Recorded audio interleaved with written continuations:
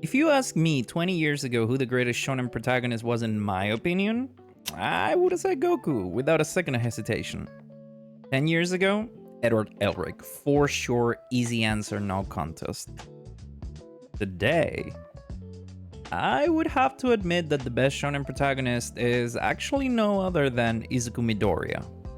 And before you crucify me, give me a few minutes of your day, because I'm gonna explain exactly why a crying, quirkless, notebook-obsessed kid quietly became the most important shonen hero of the past 2 decades.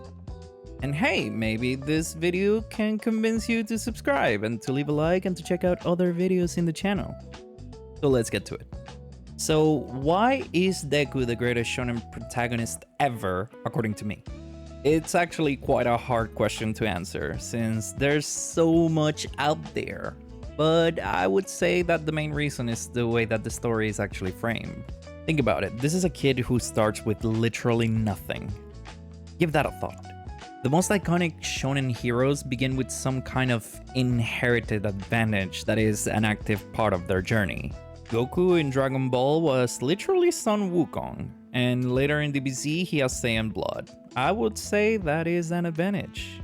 Edward is literally told to us to be a once-in-a-generation alchemy genius. That is an advantage.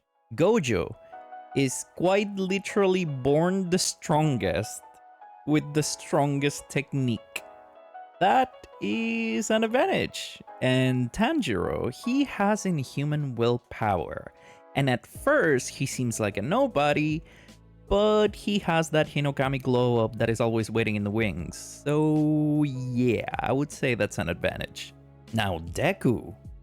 This kid starts up completely powerless. He's frail in a world that actively mocks him, that underestimates him, and well, he's even seen as part of the quote-unquote inferior race. That's crazy. But that framing gives us a zero-to-hero climb, which is one of the purest underdog stories that shonen has ever told. And before you come at me with examples of other shonen characters, I'm talking about this specific weakness to Deku. Because throughout the whole story, his weakness comes from a physical perspective, not necessarily a mentality or a mental or emotional perspective.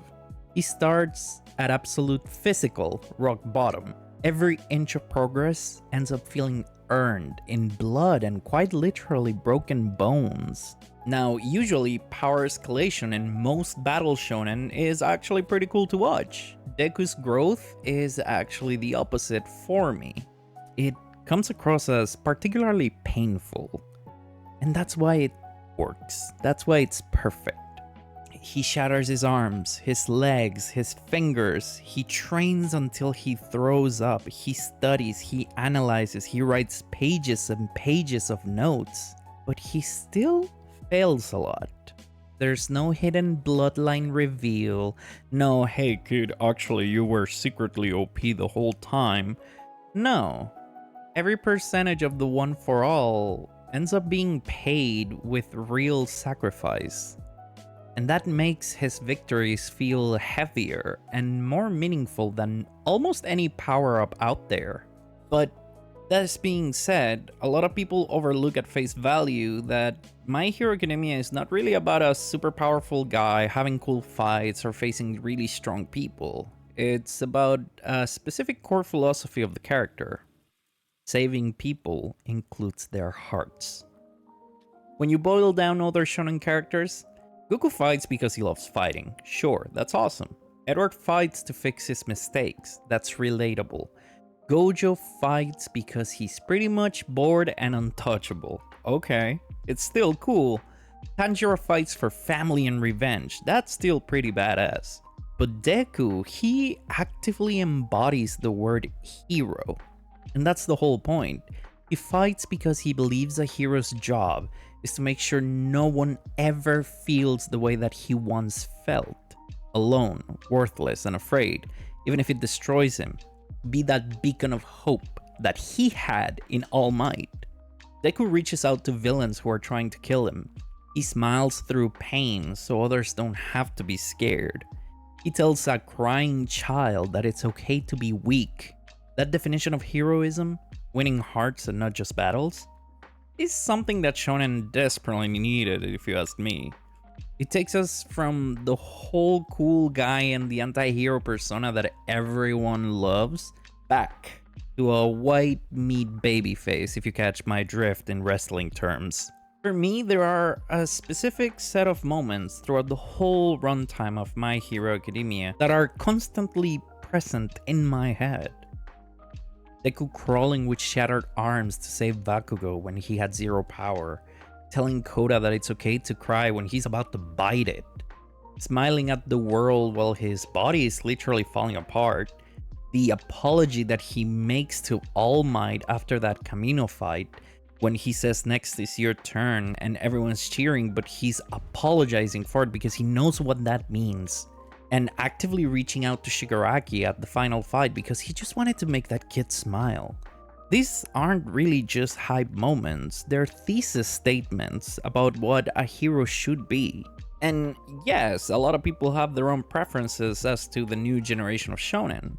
So why not Gojo or Tanjiro, you may be asking? And don't get me wrong, I really love JJK, and Gojo is an incredible character, but he is a god walking among men.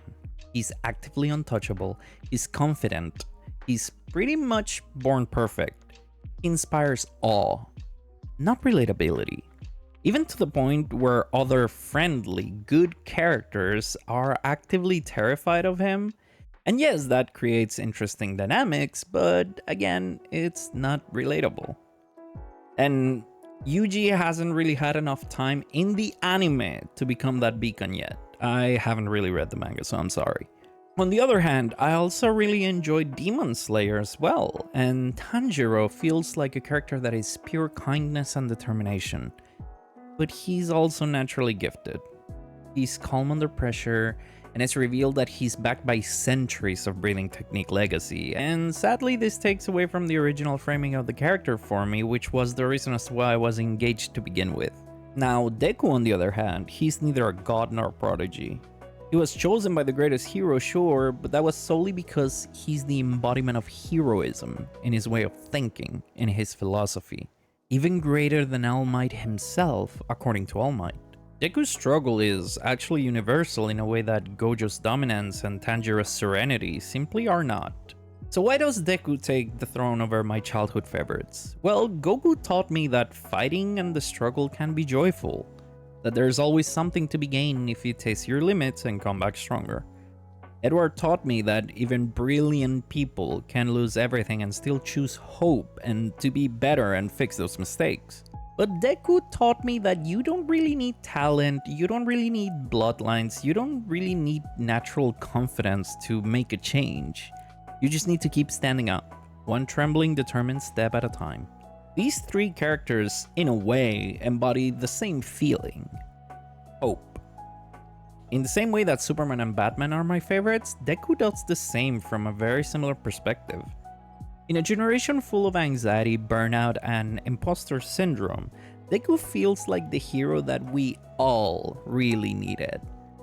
So yeah, I'll always love Goku's grin, Edward's insight, Gojo's swagger, Tanjiro's calmness, but when I think about the shonen protagonists who most deserve the title of the greatest or the best, it's that boy who started with nothing but a dream and a hero's heart. Because Midoriya didn't just inherit power, he redefined what that power is for. So in a weird way, this is my way to say thank you to the creator and to Deku himself for proving that ordinary people can still become the greatest heroes. Thank you guys for watching. So yeah guys, with the final season having finished, please do let me know what you think. Maybe I'm gonna get some heat in the comments, but hey, feel free to leave a comment, leave a like or dislike if you like the video, and check out my other videos that are popping up on the screen. See you guys in the next one. Bye!